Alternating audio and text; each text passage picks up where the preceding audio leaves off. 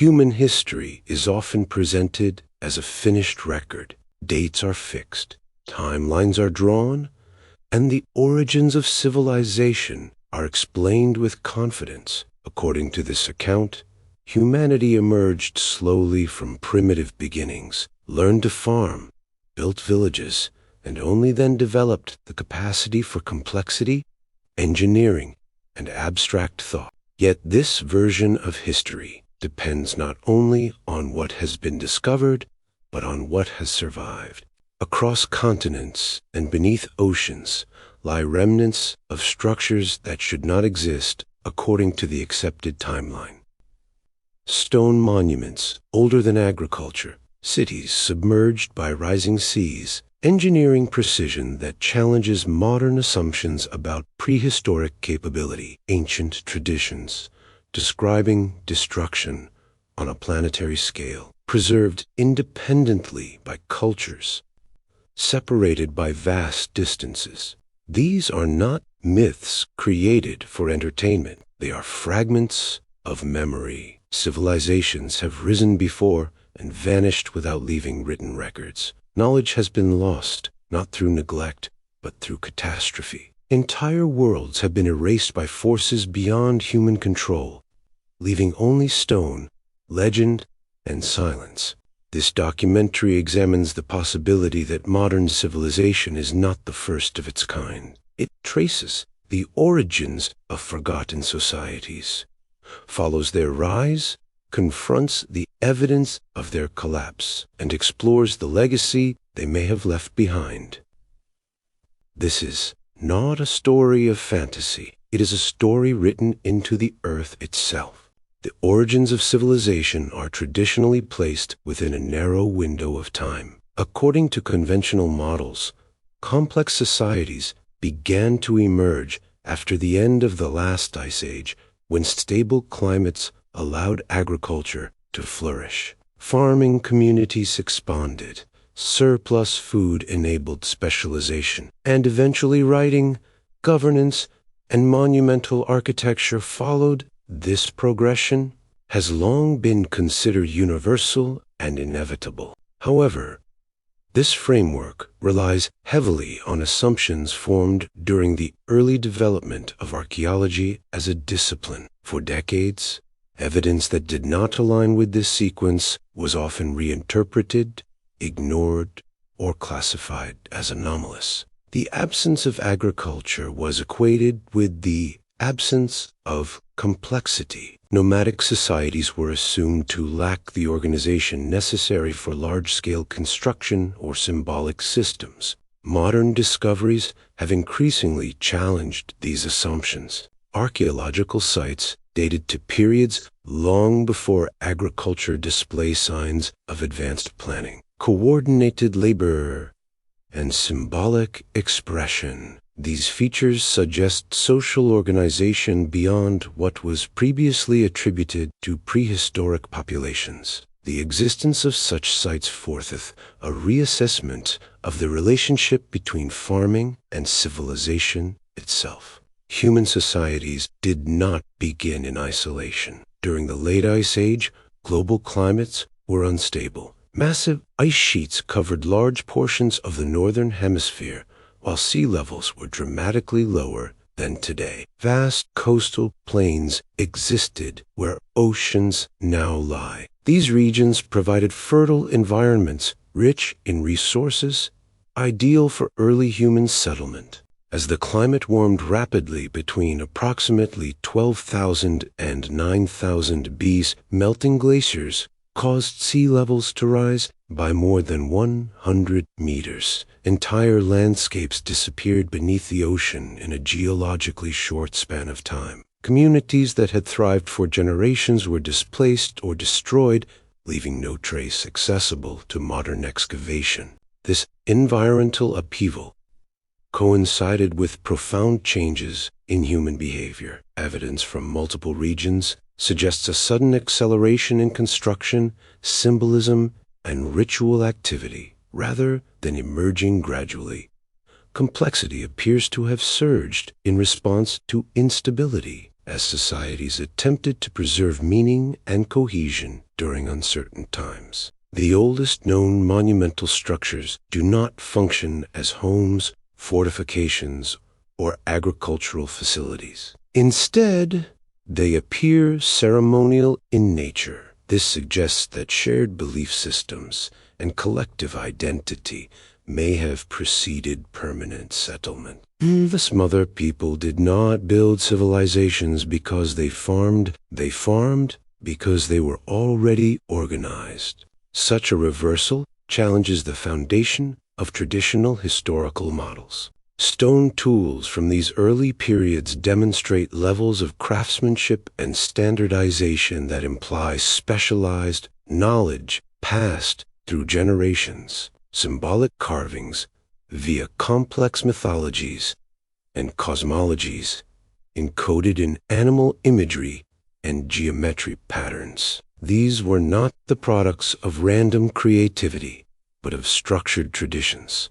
The origins of civilization may therefore lie not in agriculture alone, but in memory of earlier worlds, earlier disasters, and earlier knowledge. As environments collapsed, survivors may have carried fragments of understanding into new landscapes, reshaping them into the foundations of later societies. Oral traditions from cultures across the world describe ancestral ages of greatness followed by destruction. These stories often speak of teachers, builders, or survivors who emerged after catastrophe to guide humanity forward. While such accounts were long dismissed as myth, they're consistent, he suggests. They may preserve echoes of real events experienced by early societies. The lack of written records from this era does not imply the absence of history. Writing is a recent invention, but human memory is ancient. Long before symbols were carved into stone or inked onto clay, stories were preserved through ritual, repetition, and collective identity. The origins of civilization may not be located at a single point in time, but scattered across cycles of creation and loss. What modern history records may represent only the most recent reconstruction following a far older collapse. Understanding these origins requires accepting that humanity's past is not a simple progression from ignorance to knowledge. It is a layered record of achievement, destruction, and rediscovery. The chapters that follow trace this process, examining how early societies rose to complexity, how they expanded and flourished, how they encountered conflict and catastrophe, and how their legacy persists in unexpected ways to the present day. As the climatic instability of the late Ice Age gradually subsided, human societies began to reorganize themselves across newly forming landscapes. Glacial retreat exposed fertile valleys and river systems, while shifting coastlines forced populations inland. These environmental pressures did not erase human knowledge. Instead, they reshaped how it was expressed. Across multiple regions, evidence indicates a rapid transition from small, mobile groups into increasingly coordinated societies. This transformation did not occur uniformly, nor did it follow a single blueprint. Instead, it emerged through shared patterns, monument building, symbolic systems, astronomical awareness, and the deliberate shaping of environments. The rise of early civilizations appears to have been driven by collective purpose rather than mere survival. Large-scale construction projects required planning, leadership, and the ability to mobilize labor far beyond the needs of subsistence.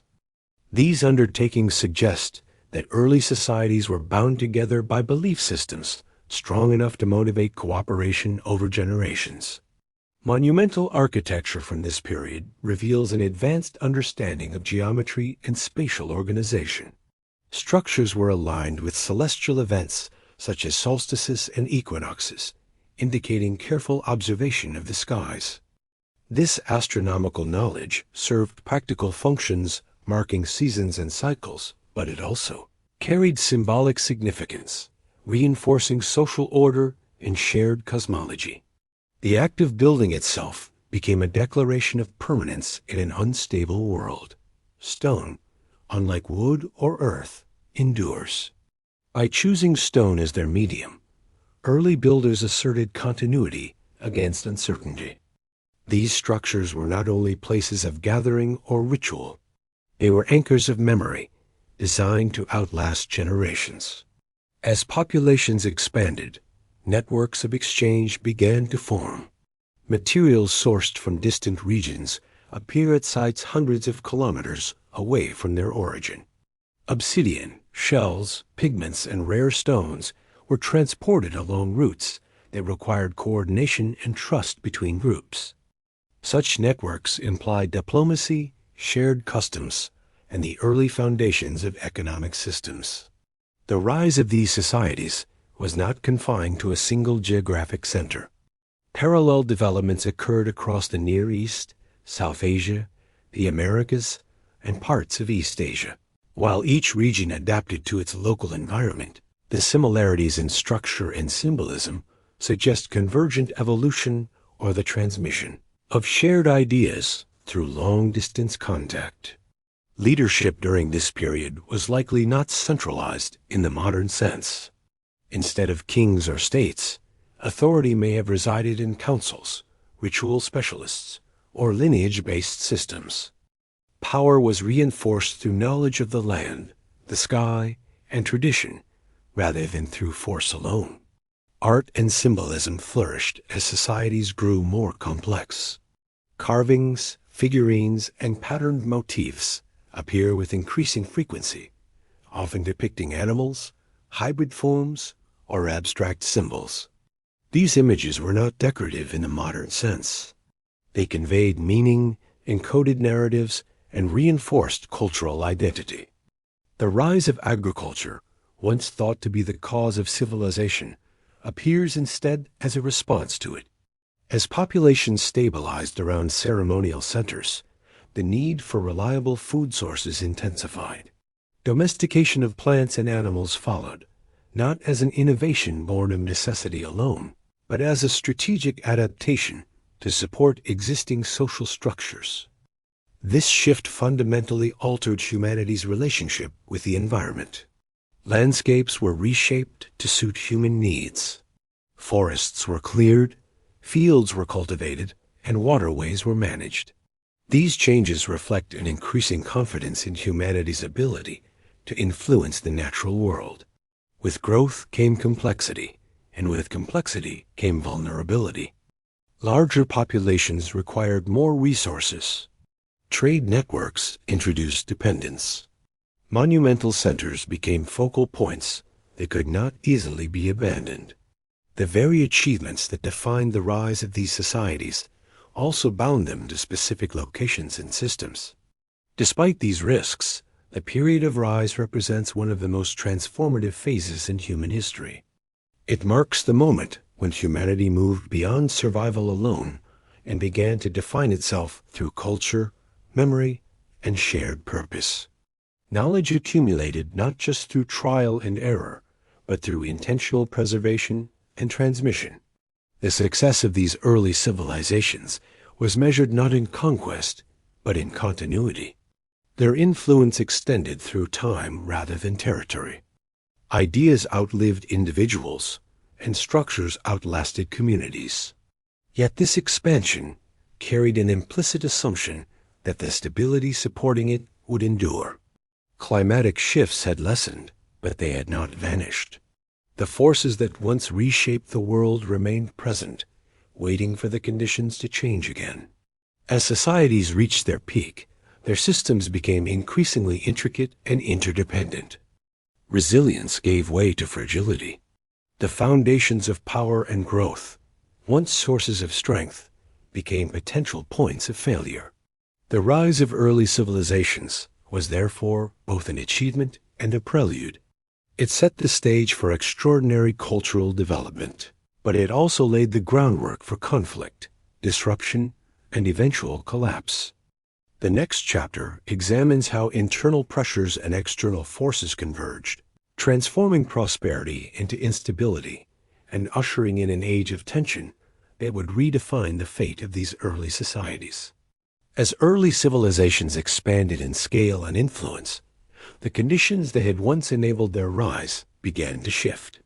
Growth brought density, specialization, and interdependence, but it also introduced pressure points that tested the limits of social cohesion. Systems that had thrived under stability became vulnerable when that stability weakened. Environmental stress was among the first destabilizing forces. Climatic records indicate that the post-Ice Age world did not settle into a uniformly mild pattern. Periods of warming were interrupted by abrupt cooling events, prolonged droughts, and unpredictable. Have you ever wondered what happened to the great civilizations of the past? The Maya, the Romans, the Indus Valley Civilization. One moment they're building pyramids and sprawling cities, and the next they seem to vanish into thin air. It's one of history's greatest mysteries, and today we're going to dive deep into the puzzle of why civilizations fall. Let's start with a classic example, the Maya. For centuries, they dominated Central America with their advanced knowledge of astronomy, mathematics, and a complex writing system. Their cities like Tikal and Calakmul were home to tens of thousands of people. But around the 9th century AD, something went terribly wrong. The great stone cities were abandoned, left to be swallowed by the jungle. For a long time, historians were baffled. Was it a massive war? A deadly plague? Well, recent research points to a more complex culprit, a perfect storm of problems. One of the biggest factors was severe, prolonged drought. The Maya were brilliant farmers, but their entire agricultural system depended on consistent rainfall. When the rain stopped, crops failed. Imagine trying to feed a massive population with no food. This led to widespread famine, social unrest, and political instability. The rulers, who were seen as intermediaries to the gods, lost their authority when they couldn't make it rain. People likely lost faith in the system and simply walked away, seeking survival elsewhere in smaller, more sustainable communities. It wasn't a sudden collapse, but a gradual decline over several generations. Now let's travel across the globe to the Indus Valley, in modern-day Pakistan and India. Around 2500 BC, cities like Mohenjo-daro and Harappa were thriving. They had incredibly sophisticated urban planning, with grid-like streets, advanced drainage,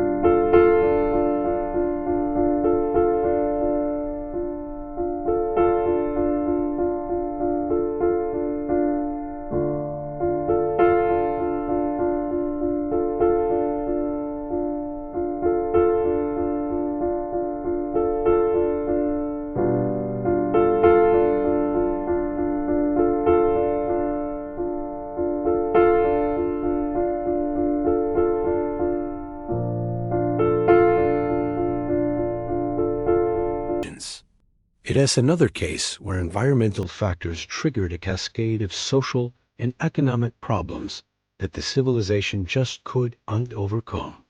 And of course, we can't talk about fallen empires without mentioning Rome. The fall of the Western Roman Empire in 476 AD is a landmark event in history. But unlike the Maya or the Indus Valley, Rome's decline wasn't just about the environment. It was a slow, agonizing process, fueled by a multitude of internal and external pressures. Internally, Rome was a mess.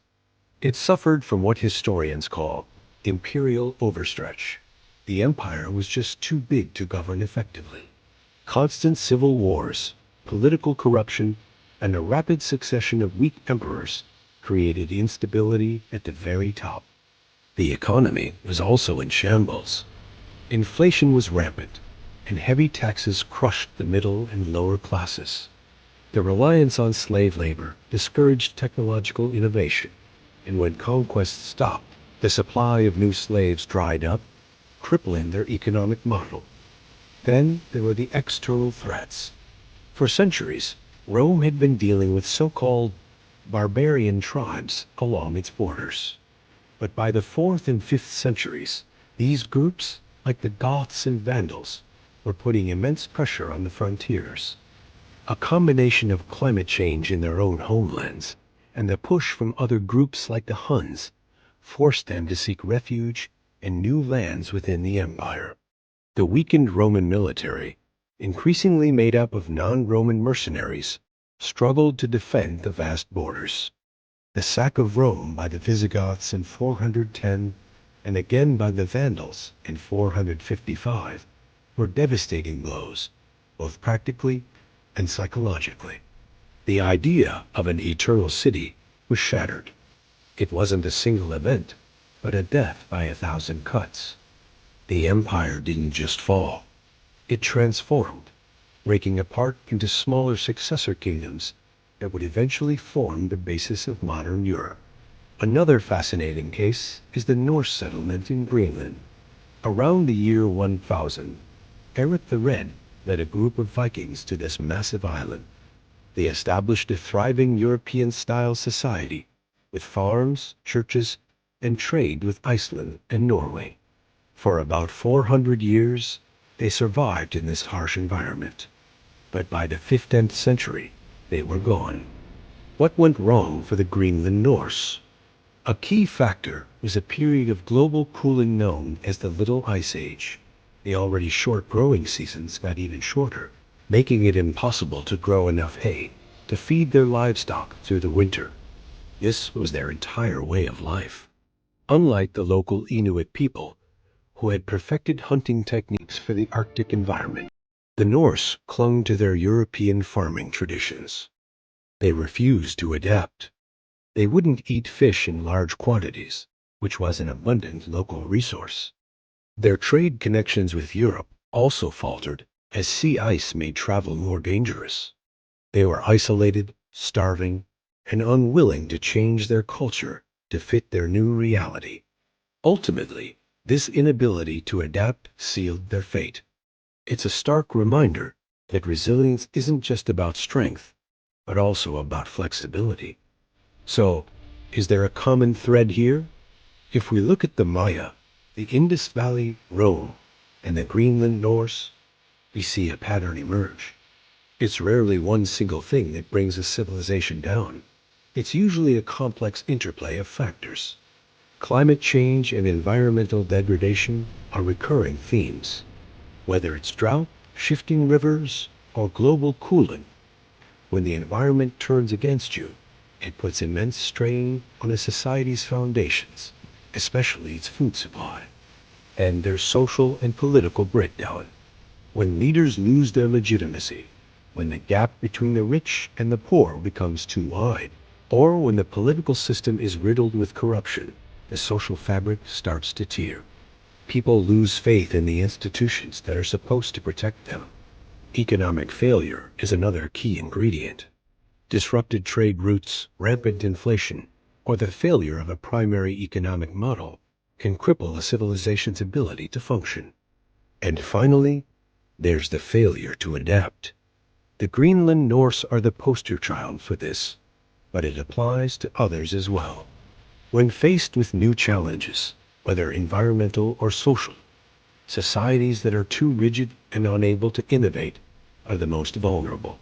These stories from the past aren't just fascinating historical tales. They hold powerful lessons for us today. We are a global civilization facing our own set of immense challenges: climate change, resource depletion, economic inequality, and political instability. The question is, can we learn from the ghosts of these fallen empires? Can we be flexible where they were rigid? Can we find sustainable solutions where they depleted their resources? The fall of civilizations shows us that success is never permanent. It reminds us that our own civilization is a fragile construct, one that requires constant care, foresight, and a willingness to adapt to survive. What do you think is the biggest threat facing our civilization today? Let me know your thoughts down in the comments. And if you found this journey through history as fascinating as I did, make sure to hit that like button and subscribe for more deep dives into the past. Thanks for watching, and I'll see you in the next one. Natural disasters amplified the process of erasure. Earthquakes collapsed stonework. Volcanic ash smothered landscapes. Sudden flooding reshaped coastlines and river systems. These events did not discriminate between human achievement and vulnerability. Entire regions were transformed, making return impossible. The speed of these changes defies modern expectations. Geological evidence shows that sea levels rose not gradually, but in pulses, sometimes several meters within a human lifetime. Such rapid transformation would have overwhelmed early warning systems and adaptation strategies, forcing communities into reactive rather than planned responses. As collapse unfolded, survivors carried stories rather than structures. Oral traditions preserved memory where stone could not. Myths of sunken lands, lost ages, and ancestral teachers emerged from lived experience. These stories were not allegories created for entertainment. They were frameworks for understanding trauma and continuity. Over time, myth replaced memory. Details blurred. Dates vanished. Locations shifted. What remained was essence, the knowledge that something once existed, that it was powerful, and that it was lost. These narratives were passed down as cautionary tales, moral lessons, or sacred history, depending on the culture that preserved them. The mystery deepens in the gaps left behind. Why were some sites meticulously buried while others were abandoned? Why do similar collapse patterns appear across continents within overlapping timeframes? Why do traditions describing global catastrophe appear independently in societies separated by oceans? Mainstream history often explains these patterns as coincidence or localized events. Yet the scale and synchronicity suggest broader forces at work. Climate records, ice cores, and sediment layers point to periods of abrupt global change. Human societies, regardless of location, would have felt their impact.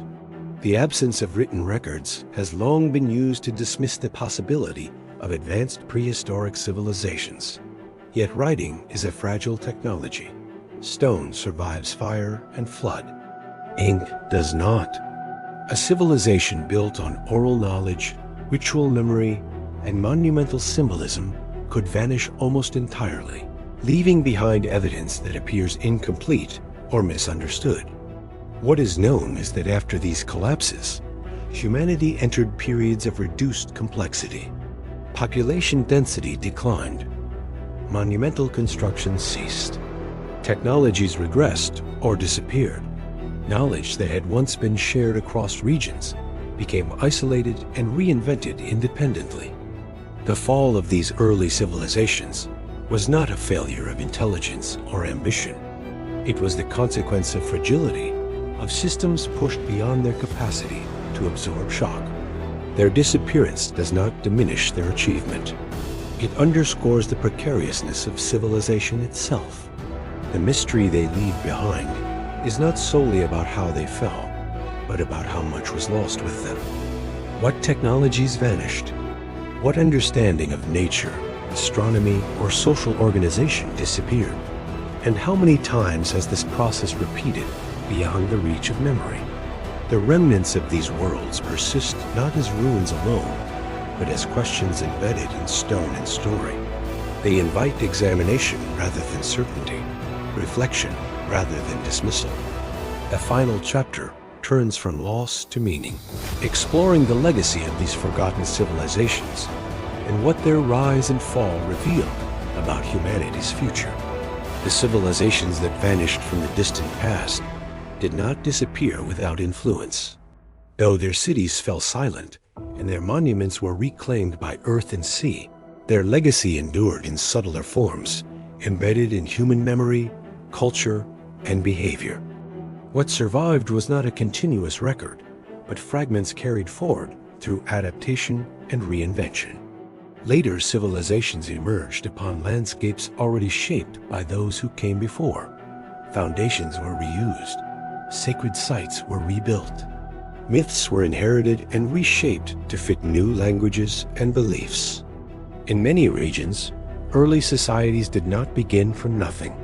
They rose upon the remnants of forgotten predecessors.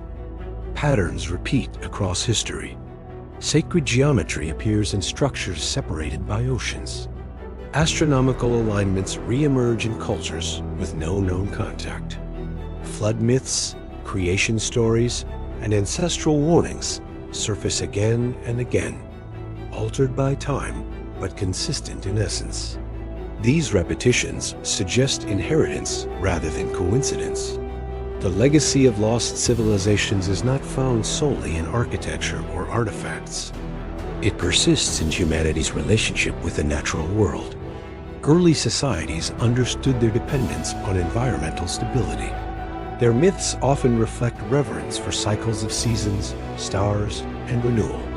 When those cycles were disrupted, collapse followed. Modern civilization, despite its technological sophistication, remains bound to the same forces. Climate, resources, and social cohesion continue to shape outcomes. The past offers not prophecy, but precedent. The rise and fall of earlier societies demonstrate that complexity alone does not guarantee resilience. Knowledge itself is fragile. It depends on transmission, context, and continuity. When those are broken, understanding dissolves. The disappearance of ancient civilizations illustrates how quickly progress can be undone when systems fail. What appears permanent is often temporary when measured against deep time. Yet legacy is not defined only by loss. Survival itself is a form of inheritance. The descendants of collapsed societies carried forward practical skills, oral knowledge, and adaptive strategies. Agriculture was refined. Tool-making evolved. Social structures reformed. Civilization did not end. It transformed. In this sense, humanity's story is not one of repeated failure, but of endurance. Each collapse reshaped the conditions for what followed. The lessons of the past were absorbed, even when their origins were forgotten. The persistence of symbolic motifs and shared narratives suggests an unconscious continuity across generations. The monuments that remain serve as reminders rather than answers. They challenge assumptions about capability, organization, and time. Their existence expands the boundaries of what is considered possible for early humanity. They encourage humility in the face of what is not yet understood. The legacy of lost civilizations also lies in the questions they raise. How many societies have risen and fallen beyond the reach of memory? How much knowledge has been lost to natural catastrophe? How many times has humanity rebuilt itself from the margins of survival? These questions matter not because they romanticize the past, but because they contextualize the present.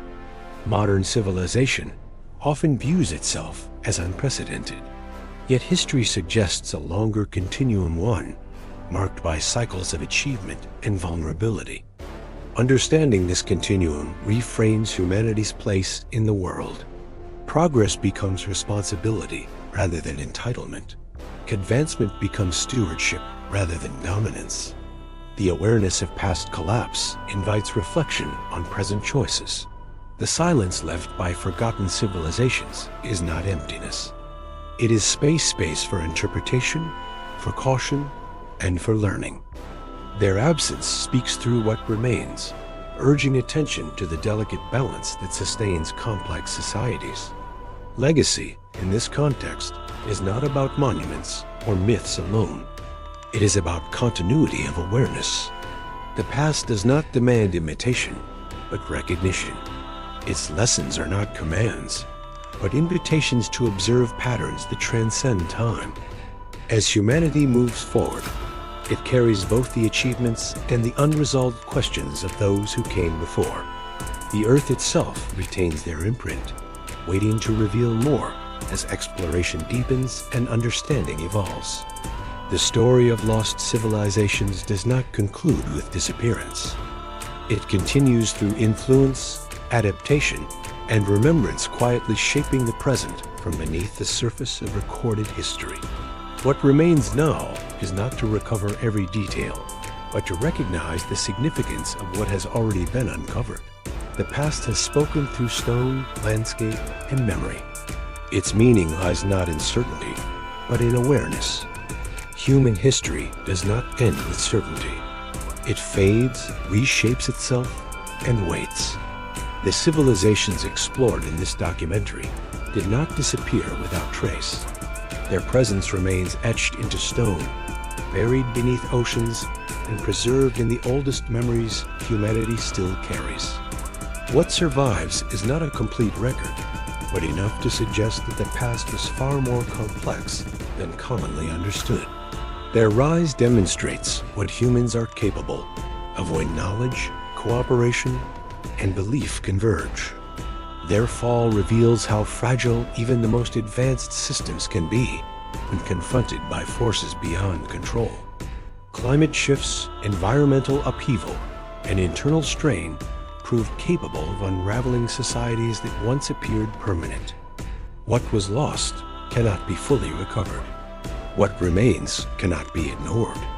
The ruins scattered across continents are not relics of failure. They are evidence of achievement of minds that understood the stars, shaped stone with precision, and organized communities around shared meaning. Their disappearance does not diminish their significance. It amplifies it. Across time, humanity has rebuilt itself repeatedly. Each new civilization inherits not only land and resources, but unresolved lessons carried forward unconsciously. Patterns repeat because memory fades faster than stone. Progress advances, yet vulnerability remains unchanged. The story of lost civilizations is not distant. It is ongoing. Modern society exists within the same natural systems, subject to the same forces of change. Technology has altered scale and speed, but not dependence. Stability remains conditional. Complexity still requires balance. The past offers no prophecy, only perspective. Understanding history as a cycle, rather than a straight line, reshapes how the present is viewed. It transforms achievement into responsibility. It reframes survival as continuity rather than dominance. What has been forgotten was once known. What has been buried was once built. What has been lost was once alive. The Earth remembers even when humanity forgets. And as long as fragments continue to surface through excavation, science, and story, the past will continue to speak, not loudly, not clearly, but persistently. History does not demand belief. It invites attention.